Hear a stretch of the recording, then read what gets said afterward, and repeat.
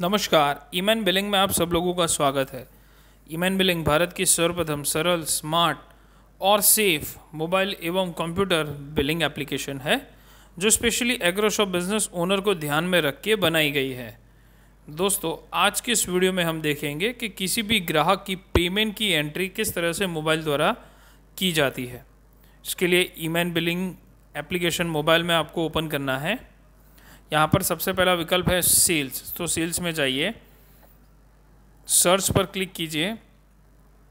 जिस भी ग्राहक की पेमेंट की एंट्री करनी है बस उस ग्राहक को सिलेक्ट कर लीजिए। उस ग्राहक की प्रोफाइल में आप एंटर हो जाएंगे। यहाँ पर अलग अलग मेनू दिखाई दे रहे हैं, उसमें पेमेंट की एंट्री करने के लिए पेमेंट में जाइए।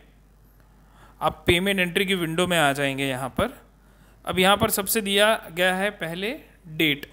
सो आज यहाँ पर करंट डेट दिखाई देगी, पर अगर आप पहले की भी डेट की एंट्री करना चाहते हैं सो अब यहाँ पे कैलेंडर पर जाकर पिछली डेट की भी एंट्री कर सकते हैं। दूसरा है बैलेंस। अब यहाँ पर जितने रुपए आपको ग्राहक से लेने हैं बकाया, वो रकम आपको यहाँ पर देखने को मिलेगी। पेड अमाउंट में ग्राहक आपको जितने रुपए दे रहा है अभी वो रकम आपको वहाँ पर लिखनी है। रिमेनिंग अमाउंट में बाकी की रकम आपको देखने को मिलेगी कि जो ग्राहक अमाउंट दे रहा है उसके बाद कितनी रकम लेनी बाकी है वो रिमेनिंग अमाउंट में देखने को मिलेगा। डिस्काउंट एडजस्टमेंट के अंदर बाकी का जो रकम है उसके अंदर अगर आप किसी भी प्रकार का डिस्काउंट ग्राहक को देना चाहते हैं तो अब यहाँ से उतनी रकम का डिस्काउंट दे सकते हैं। अब नीचे दिया गया है पेमेंट टाइप। पेमेंट टाइप में दो प्रकार के पेमेंट टाइप है, पेमेंट इन और पेमेंट आउट। जब भी आप किसी ग्राहक से पेमेंट लेते हैं तो हमेशा पेमेंट इन रखिएगा। अगर आप किसी ग्राहक के पैसे यहाँ पर आपके जमा हैं और आप उसे वो पैसे लौटा रहे हैं तो पेमेंट आउट रखना है। अब यहाँ पर हम ग्राहक से पैसे ले रहे हैं तो पेमेंट इन रखिए। पेमेंट मोड यानी पेमेंट का प्रकार किस तरह का है, वो आपको कैश में दे रहा है या अन्य कोई चेक, NEFT, RTGS, UPI या अन्य किसी माध्यम से आपको पैसे दे रहा है। अगर कैश दे रहा है तो कैश सिलेक्ट कर लीजिए। अगर मान लीजिए ग्राहक आपको बैंक के द्वारा ट्रांसफ़र कर रहा है या चेक दे रहा है सो वो मोड सिलेक्ट कर लीजिए। मोड सिलेक्ट करने पर यहाँ पर आपको payment reference number, bank name और ब्रांच नेम आपको देखने को मिलेगा। यह सारी डिटेल आपको ग्राहक से ले लेनी रहेगी अगर वो NEFT या बैंक के माध्यम से आपको पैसे ट्रांसफ़र करता है तो। अगर मान लीजिए उसने कैश दिए तो कैश सिलेक्ट कर लीजिए। रिसीव्ड बाय पर्सन मतलब ये पैसे किसने लिए हैं, वो रिसीव बाय पर्सन का नाम या फिर आप खुद लिख सकते हैं। और नरेशन यानी इस पेमेंट के संदर्भ में अन्य कोई रिमार्क्स आप लिखना चाहते हैं तो यहाँ पर लिख सकते हैं। यह सभी एंट्री एक बार आप वापस से देख लीजिए, वेरीफाई कर लीजिए। सभी एंट्री पूरी हो जाने के बाद नीचे पे पर क्लिक करना है।